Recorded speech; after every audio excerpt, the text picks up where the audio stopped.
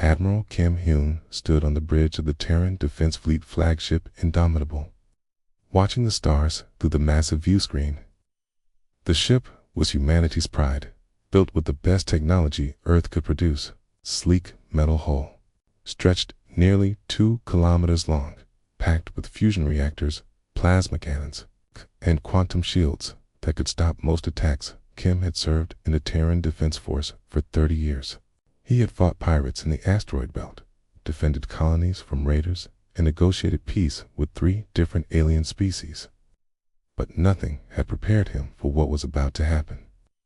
"Admiral, we have an incoming transmission," called Lieutenant Park from the communications station. "It's from the galactic hegemony, Priority Alpha." Kim's jaw tightened. The hegemony was a group of 12 alien species that controlled most of this part of the galaxy. They had been watching humanity's expansion into space with growing concern. For the past 5 years, tensions had been building as human colonies spread to new star systems. "Put it on the main screen," Kim ordered. The view screen flickered and changed to show a tall, crystalline being with multiple arms and eyes that glowed like blue stars. This was Ambassador Velthor of the Nexari, one of the most powerful species. In the hegemony, the alien's translator device made its voice sound cold and mechanical. "Greetings, Admiral Kim Hyun of the human species," Velthor said. "I speak for the Galactic Hegemony Council. We have come to deliver an ultimatum." Captain Lee Day, Kim's second-in-command, stepped closer to the Admiral. Lee was a veteran officer who had served on the frontier for 15 years. He had seen enough alien politics to know that ultimatums usually meant war. "What kind of ultimatum?" Kim asked, keeping his voice steady. The alien's image was replaced by a holographic star map showing the Kepler system. 3 human colonies were marked in green, while a massive red fleet surrounded them. The sight made Kim's stomach drop. "The hegemony has decided that human expansion must stop," Velthor announced. "Your species has colonized worlds in the Kepler system without proper authorization. These planets contain resources that belong to the galactic community." Kim felt anger rising in his chest. The Kepler colonies were home to nearly 50 million humans, including his own daughter, Youngie. She led the terraforming project on Kepler-4 for 2B, turning a dead world into a garden where children could play under open skies. "Those are our people, living on those worlds," Kim said firmly. "We won't abandon them. You have 72 hours to evacuate all human presence from the Kepler system." Velthor continued, as if Kim hadn't spoken. "If you refuse, we will use our new weapon to remove you." The star map changed again, showing something that made everyone on the bridge go silent. A massive structure appeared on the screen. Dark metal and crystal formations twisted together into something that hurt to look at. It was the size of a small moon, with energy collectors and strange geometric patterns covering its surface. "Behold, the Void Render," Velthor said with what sounded like pride. "This weapon can destroy entire star systems by manipulating the fabric of space itself. It harvests power from dying stars and channels dark matter through quantum crystalline arrays." Dr. Park Soyoung, the fleet's chief scientist, was studying the readings on her console. Her face had gone pale as she analyzed the weapon specifications. The energy output was beyond anything humanity had ever seen. "The technology is based on controlled space-time manipulation," Dr. Park whispered to Kim. "K creates tears in reality itself, channeling dark energy through those crystal formations. One shot could turn a planet into cosmic dust." Kim stared at the horrible weapon on the screen. The Void Render was covered in glowing symbols and rotating sections that seemed to bend light around them. Smaller ships buzzed around it like insects, providing protection and support systems. "This weapon has been tested on uninhabited systems," Velthor continued. "We destroyed 3 stars and their planets to demonstrate its power. The energy released was equivalent to 1,000 supernovas concentrated into a single beam. The aliens' multiple eyes focused on Kim through the screen. Your plasma cannons and fusion torpedoes are primitive compared to this device. Your shields cannot stop dark matter. Your ships cannot escape something that moves faster than light itself. Captain Lee stepped forward. You're talking about genocide. Those colonies have families, children, people who have never hurt anyone. Hegemony does not wish to harm innocent beings, Velthar replied. That is why we offer this chance to evacuate. But the expansion of younger species must be controlled. The galaxy has order, and order must be maintained. Kim looked around his bridge at the men and women who served under him. These were good people who had dedicated their lives to protecting humanity. They had families back on Earth, dreams of exploring the stars, hopes for a better future. How could he tell them that all of it might end in the next 3 days? Admiral, Dr. Park said quietly, I'm analyzing the weapons construction. The energy readings are off the charts. It's powered by something called a stellar core extraction system.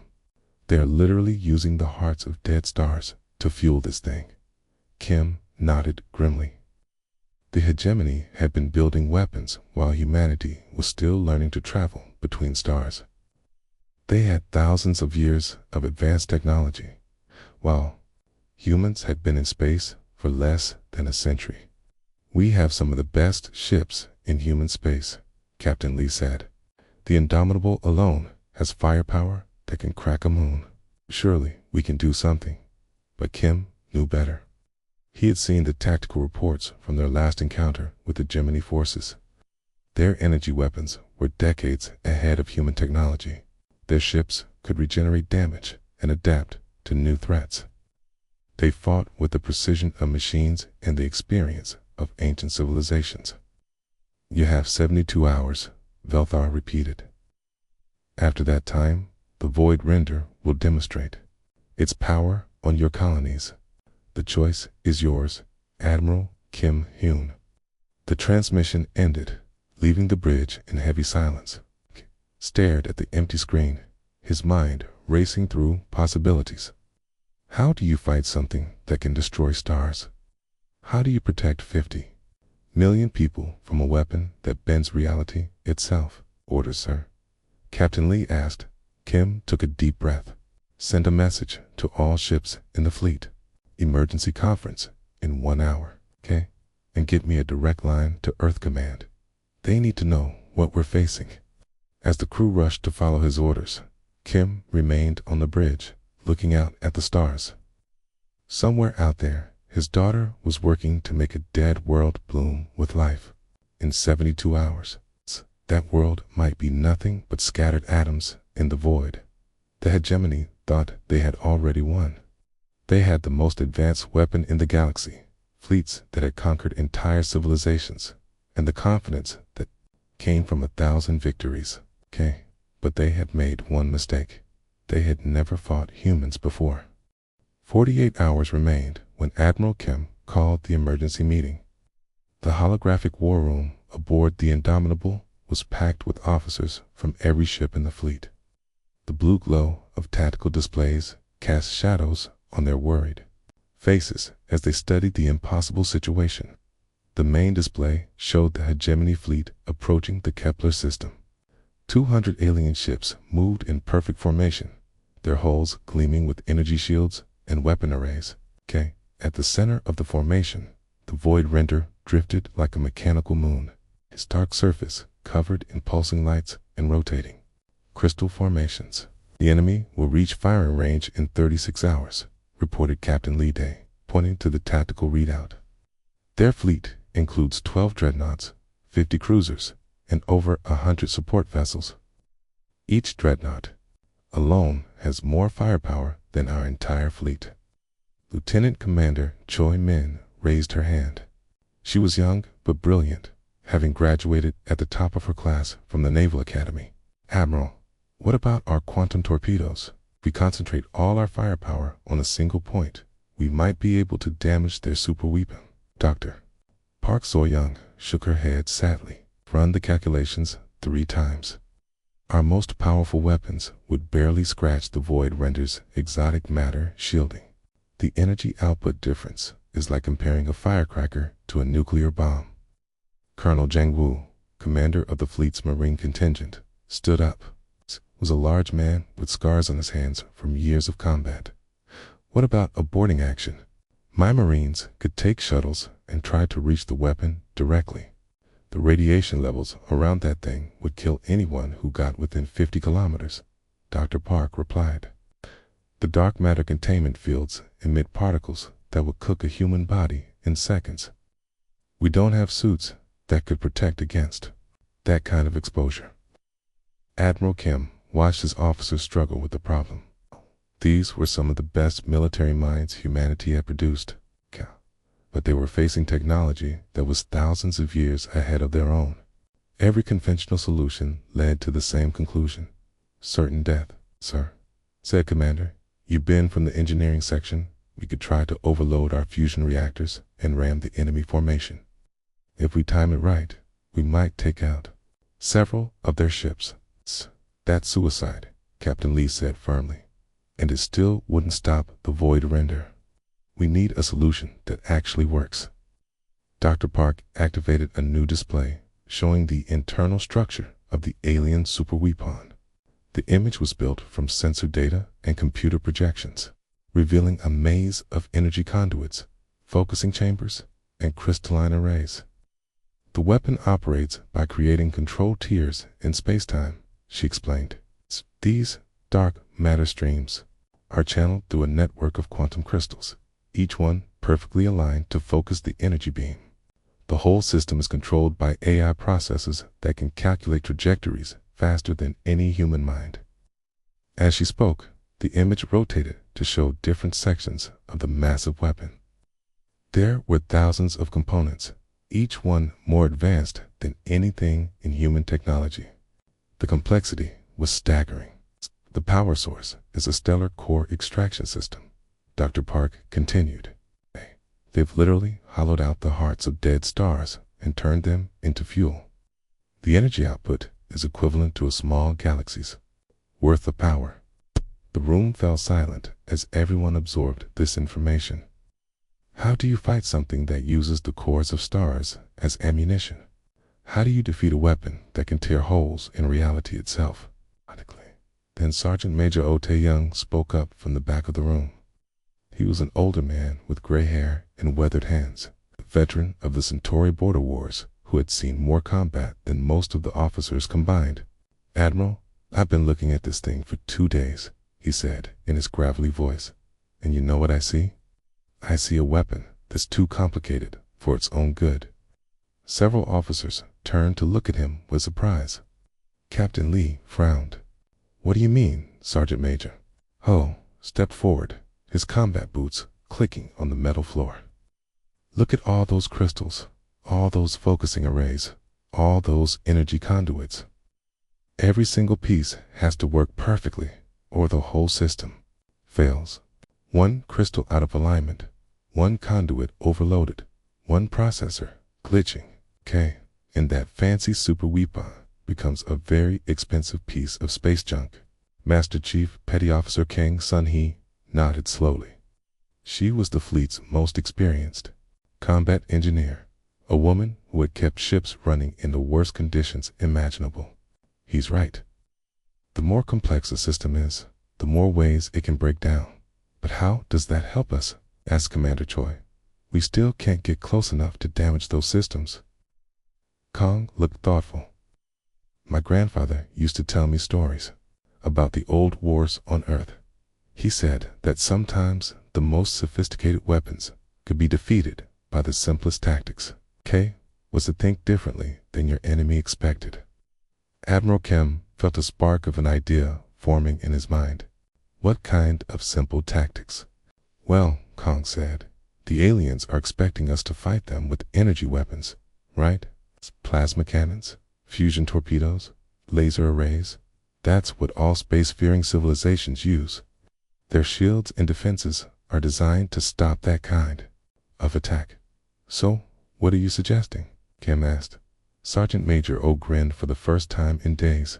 Beside, I'm suggesting we use weapons they won't expect. Weapons so old and simple that their fancy computers won't know how to deal with them. Dr. Park looked confused. What kind of weapons are you talking about? Kinetic weapons? Oh, said. Railguns, mass drivers, good old-fashioned projectiles, metal moving really, really fast. Okay. The room erupted in surprised murmurs. Lieutenant Commander Choi shook her head. That's ancient technology. We stopped using kinetic weapons decades ago when energy weapons became more efficient. Exactly, O said. Which means the aliens stopped defending against them centuries ago. Their shields are designed to deflect plasma and absorb laser fire. But what happens when you throw a chunk of tungsten at them at half the speed of light? Chief Warrant Officer Nam Ji-ho, the fleet's master armorer, suddenly looked excited. We still have kinetic weapons in storage, training equipment, museum pieces, stuff we keep around for historical demonstrations. Nothing fancy, but they work. Kim felt the idea growing stronger. How much kinetic ammunition do we have? Enough to arm every ship in the fleet, Nam replied. We've got railgun arrays in the cargo holds, mass drivers that were supposed to be scrapped, even some old chemical propellant weapons from the early space days. Captain Lee was starting to understand. You're talking about retrofitting our entire fleet with primitive weapons. It's not primitive, O corrected. Proven. These weapons have been killing people for thousands of years. Physics doesn't change. A fast-moving piece of metal will punch through anything if it's moving fast enough. Dr. Park was running calculations on her tablet. At relativistic speeds, even a grain of sand becomes a devastating projectile. The kinetic energy is enormous. The best part, Kang added, is that their sensors probably won't even detect the incoming rounds until it's too late. They're looking for energy signatures, not chunks of metal. Admiral Kim looked around the room at his officers. For the first time in 2 days, he saw hope in their faces.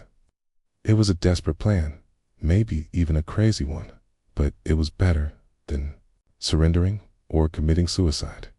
How long would it take to retrofit the fleet? He asked.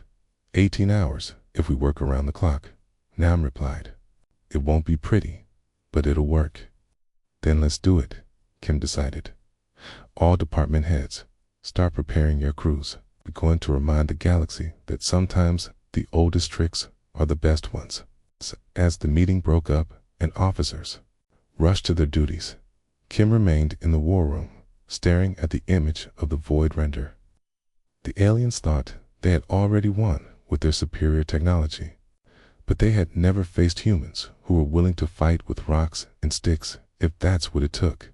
The next 18 hours would determine whether humanity's oldest weapons could defeat the galaxy's newest superweapon. The next 18 hours turned the human fleet into a massive construction site. Sparks flew from welding torches as crews worked to mount kinetic weapons on ships that had never been designed for them. The sounds of drilling, hammering, and shouting filled the corridors as everyone rushed to prepare for the impossible battle. Admiral Kim walked through the cargo bay of the Indomitable, watching his people work with desperate energy. Engineers were bolting railgun arrays to the hull plating, while technicians ran power cables through maintenance shafts.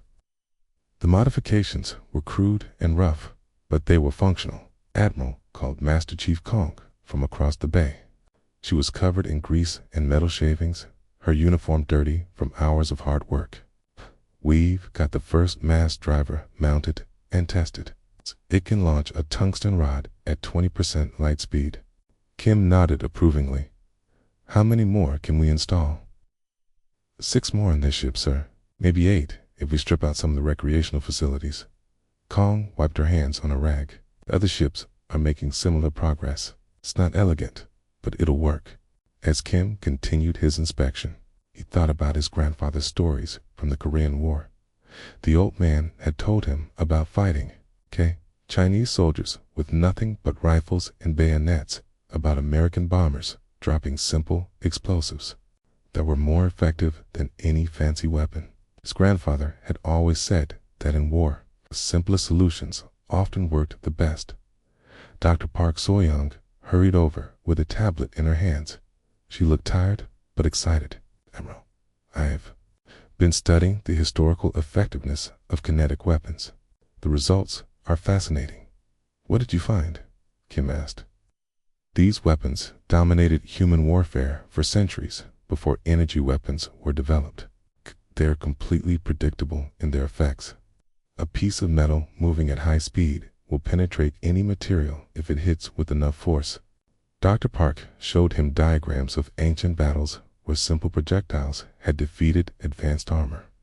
The alien sensors are designed to detect energy signatures, plasma discharges, and quantum fluctuations. But metal projectiles barely register on their detection systems. Across the bay, Corporal Lim Hae-young was helping to install a railgun turret. She was a young Marine from the agricultural world of New Busan, where her family had farmed for generations. While other Marines used energy weapons, Lim still carried an old slug Thor that had belonged to her grandfather. Lim said to Dr. Park, "Back home, we used these old projectile weapons to hunt the local wildlife. The animals have thick hides that can deflect plasma bolts, but a good, solid bullet drops them every time." Chief Warrant Officer Nam Ji-ho overheard the conversation and nodded. "The girl's right. I've been going through our storage manifest. We've got thousands of kinetic weapons from different eras. Some are museum pieces that collectors donated to the fleet." Nam led them to a corner of the cargo bay where dozens of weapon crates were stacked. He opened one to reveal rows of chemical propellant rifles, their metal barrels gleaming under the lights. Another crate contained electromagnetic rail rifles, while a third held mass driver components. "Some of these weapons are over 100 years old," Nam explained. "The kinda metal and gunpowder don't go out of style." Kim picked up one of the old rifles, feeling its weight in his hands. It was heavier than modern energy weapons, built from solid metal and synthetic materials. There was something reassuring about its simple design. "How many of these do we have?" he asked. "Enough to arm every person in the fleet," Nam replied. "We've also got ammunition fabrication equipment. The machine shops can turn out bullets, shells, and railgun slugs as fast as we need them." Sergeant Major O approached the group, carrying a massive shoulder-mounted weapon that looked like it belonged in a museum. "Admiral, you need to see this. It's a chemical rocket launcher from the early colony wars." The weapon was crude and bulky, with a simple trigger mechanism and iron sights. But Kim could see the deadly potential in its design.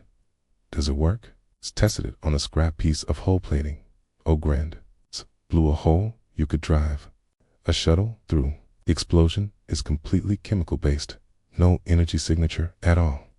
Dr. Park was taking notes frantically. "The beauty of these weapons is their simplicity. No computer guidance, no energy cells, no quantum processors, just physics and chemistry working together." As the hours passed, the transformation of the fleet continued. Ships that had been sleek and modern now bristled with crude weapon mounts and armored plating. The Indomitable alone had been fitted with 12 railgun arrays, 8 mass drivers, and dozens of smaller kinetic weapons. Captain Lee Day joined Kim on the observation deck, watching crews work on the destroyer Resilient. The ship was being fitted with what looked like a massive metal spike launcher. "Sir, are we really going to fight the most advanced weapon in the galaxy with equipment that belongs in a history book?" Lee asked. Kim smiled grimly. "Sometimes the old ways are the best ways. Our ancestors conquered Earth with spears and arrows. They explored the oceans with wooden ships and canvas sails. They reached the stars with chemical rockets and metal capsules. But the aliens have technology we can barely understand," Lee protested. "That's exactly the point," Kim replied. "They've become so dependent on their advanced systems that they've forgotten how to fight simple battles. They expect us to use plasma cannons and fusion torpedoes. They're prepared for an energy weapon duel. Dr. Park looked up from her calculations. The Admiral's right. The hegemony has been fighting the same way for thousands of years. Their tactics, their defenses, their entire military doctrine is based on energy warfare. What happens when someone throws a rock at a computer? Kim asked. The computer breaks, Corporal Lim said with a grin as the deadline approached.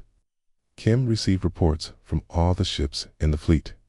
The retrofitting was complete, and every vessel now carried a mixture of advanced energy weapons and primitive kinetic systems. The crews had worked without sleep to make the impossible happen. Admiral, called the communications officer, we're receiving another transmission from the hegemony fleet. They're demanding our final answer. Kim looked around at his people. They were tired, scared, but determined. These men and women had spent the last day turning their sophisticated warships into something that would have been familiar to warriors from 1,000 years ago. Tell Ambassador Valtar that we have an answer for him, Kim said, but we'll deliver it in person. The alien transmission crackled with static. Admiral Kim, you have 10 minutes to begin your evacuation. The Void Render is prepared to fire. We're not evacuating, Kim replied firmly. If you want our colonies, you'll have to come through us first. There was a long pause before Valdor spoke again. You cannot hope to defeat our Superweapon with your primitive technology. Kim looked at the crude railgun mounted next to his command chair, then at the faces of his crew. They had taken humanity's oldest weapons and prepared them for humanity's greatest battle. We'll see about that, he said, and closed the channel. The time for talk was over. Now they would discover whether human ingenuity could triumph over alien technology, whether the oldest weapons in their arsenal could defeat the newest threat in the galaxy. The hegemony fleet arrived at Kepler Station like a storm of metal and energy. 200 alien ships dropped out of hyperspace in perfect formation, their hulls gleaming with shields that bent light around them. At the center of the formation, the Void Render emerged like a nightmare made real. Admiral Kim watched from the bridge of the Indomitable as the massive superweapon took position. The thing was even more terrifying in person than it had appeared on the holographic displays. Dark metal twisted into impossible shapes covered in pulsing crystals that hurt to look at directly. Energy crackled between its focusing arrays as it prepared to demonstrate its power. All ships, battle stations, Kim ordered through the fleet communication system. Remember the plan. Stay calm and wait for my signal. The human fleet was spread out in what appeared to be a disorganized retreat formation. 37 ships, from massive cruisers down to small destroyers, all flying away from Kepler Station, as if they were running in panic. But Kim knew better. Every ship was exactly where it needed to be. Captain Lee Day stood beside him, watching the tactical display. Sir, the alien fleet is moving into attack position. They're targeting Kepler Station first. Kim nodded grimly. The station was humanity's forward outpost in the system, home to 10,000 civilians and military personnel. The aliens wanted to destroy it as a demonstration before moving on to the populated colonies. Incoming transmission from the hegemony flagship, reported the communications officer. Ambassador Velthor appeared on the main screen, its crystalline features showing what might have been satisfaction. Admiral Kim, you have chosen poorly. Witness the power of the Void Render. The alien superweapon began to charge its primary systems. Space around it started to distort as dark energy built up in its focusing chambers. The very fabric of reality seemed to bend and twist as the weapon prepared to tear a hole through Kepler Station. Your primitive ships cannot save you, Velthar continued. Your energy weapons are useless against our technology. This demonstration will show you the futility of resistance. Kim kept his expression calm, even though his heart was pounding. We'll see about that. The void render reached full power. Energy that had been harvested from the cores of dead stars flowed through crystalline conduits toward the main firing chamber. The weapon's AI systems calculated the perfect trajectory to obliterate the human station in a single shot. "Firing," announced the alien weapon operator. A beam of pure destruction lanced out from the void render toward Kepler Station, but at the last second, the station's emergency shields flared to life, powered by every fusion reactor in the facility. The beam struck the shields and scattered harmlessly into space. Veltar's multiple eyes widened in surprise. "Possible. No shield can deflect dark matter energy."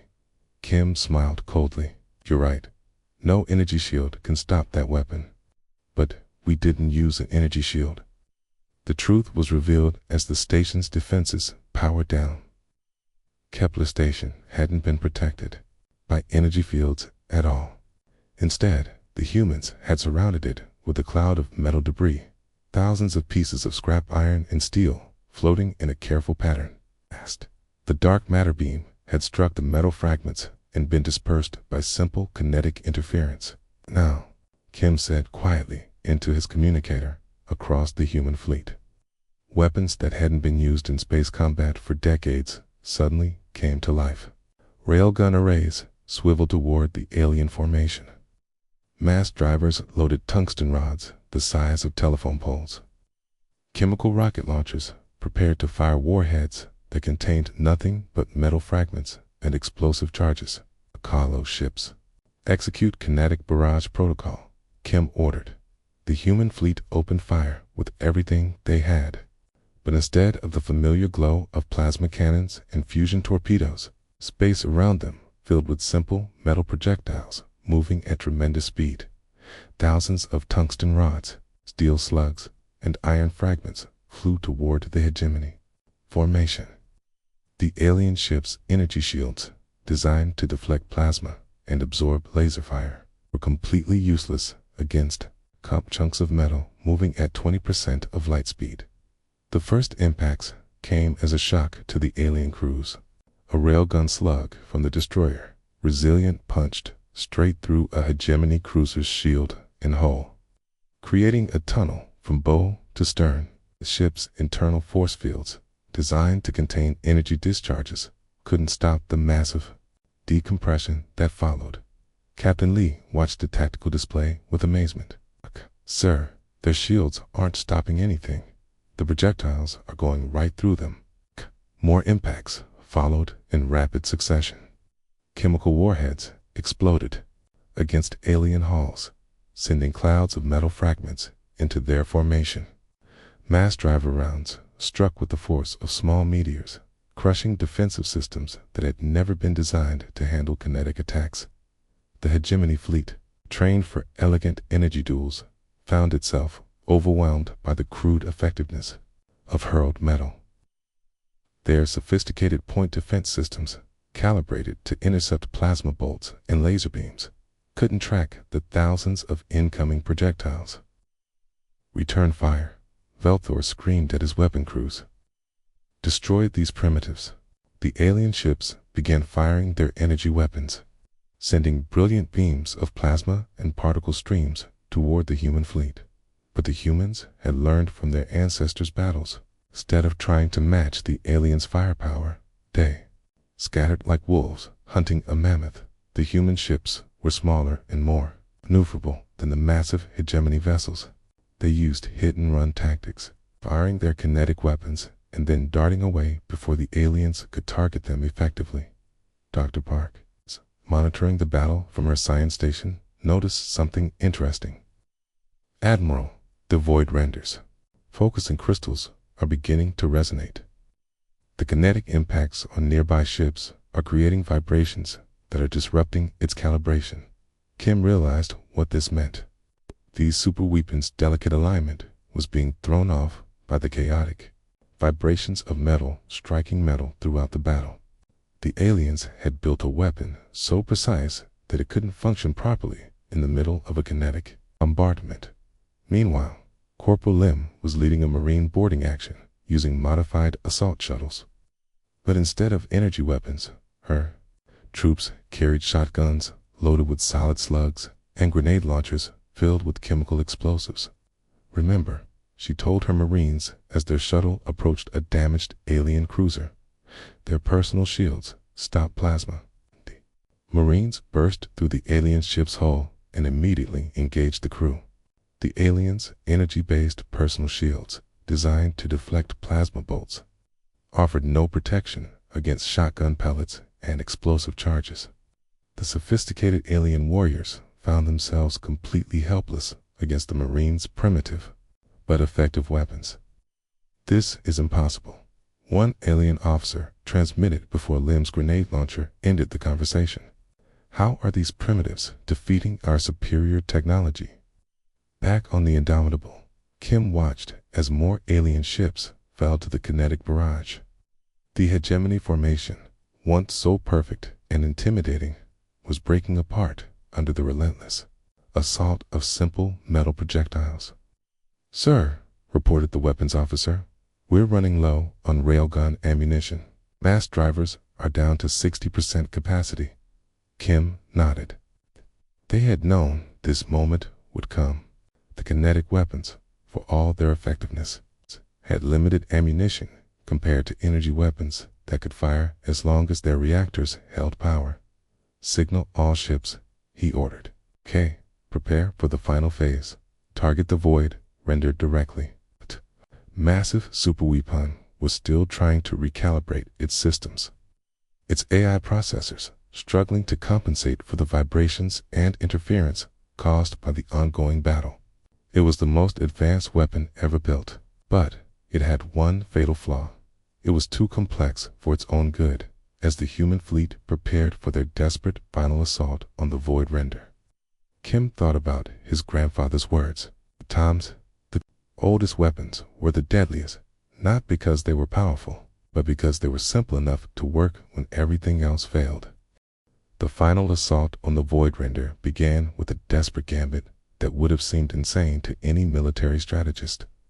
Admiral Kim ordered his remaining ships to close distance with the massive Superweapon, bringing them within range of its secondary batteries, but also giving their kinetic weapons maximum effectiveness.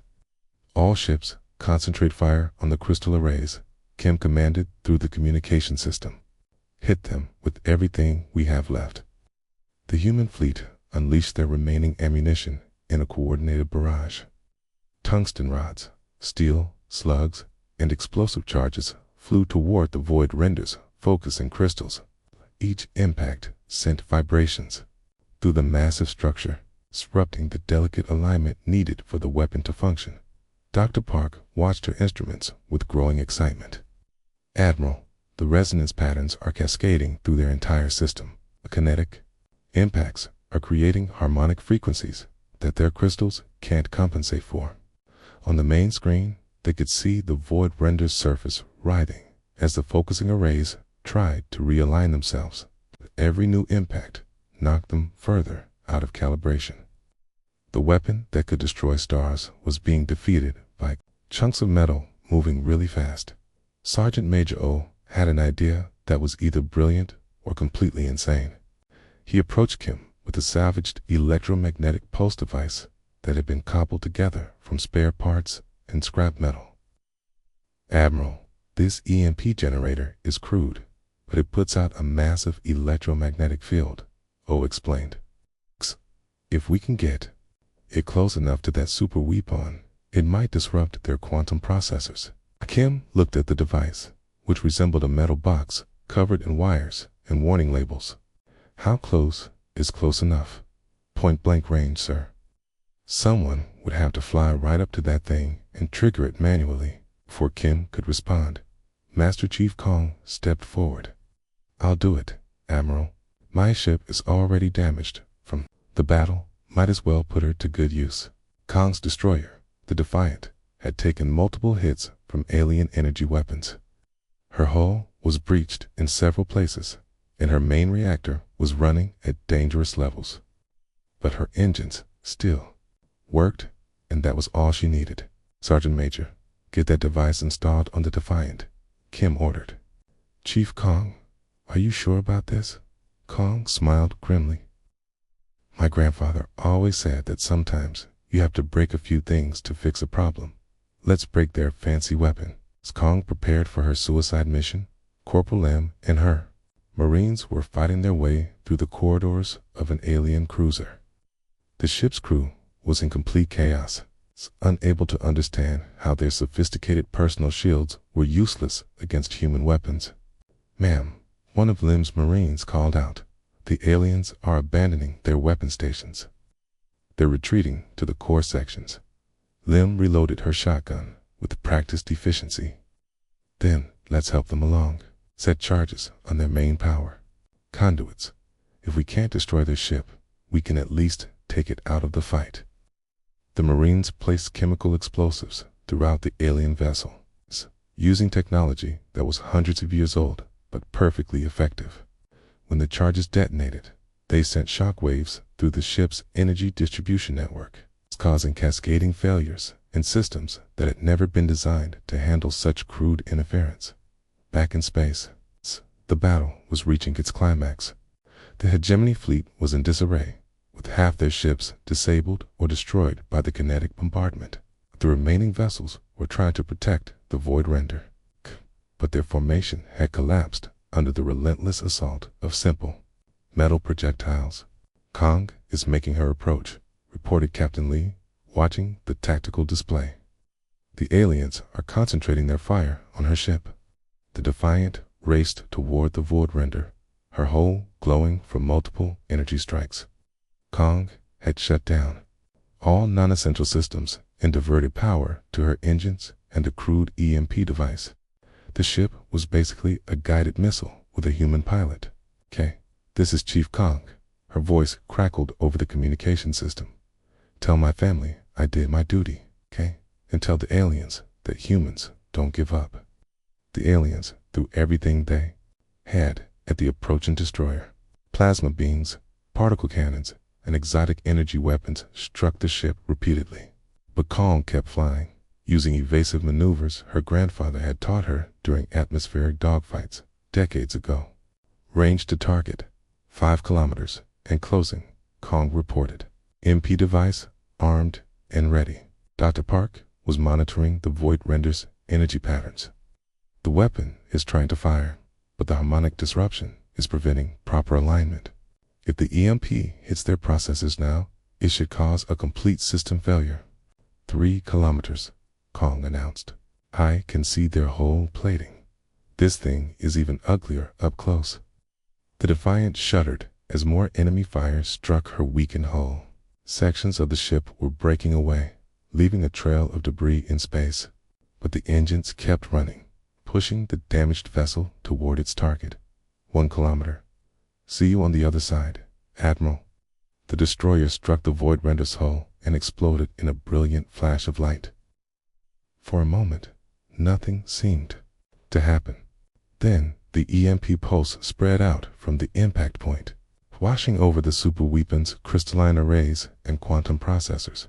The effect was immediate and catastrophic.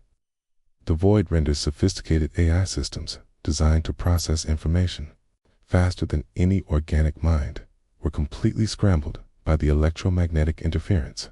The delicate quantum calculations needed to control dark matter became random noise.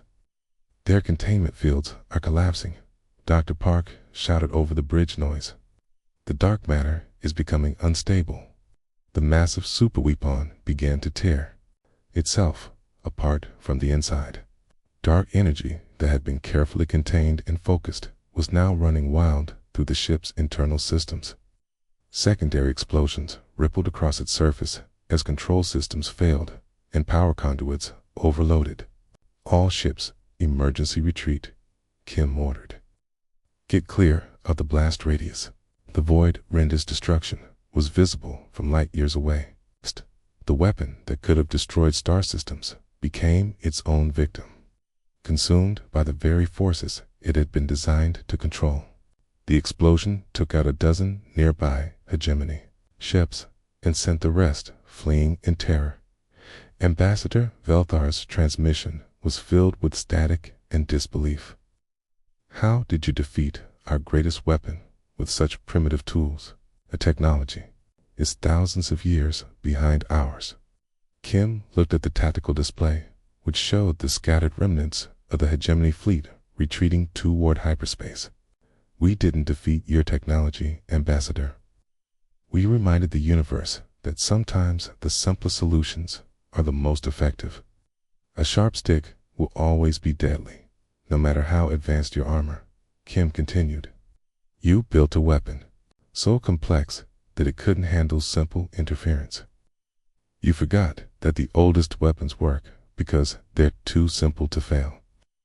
The alien fleet jumped to hyperspace, leaving behind the wreckage of their superweapon and their certainty of technological superiority. Within hours, news of the battle spread throughout the galaxy. The species that had seemed so primitive had defeated the most advanced weapon ever built.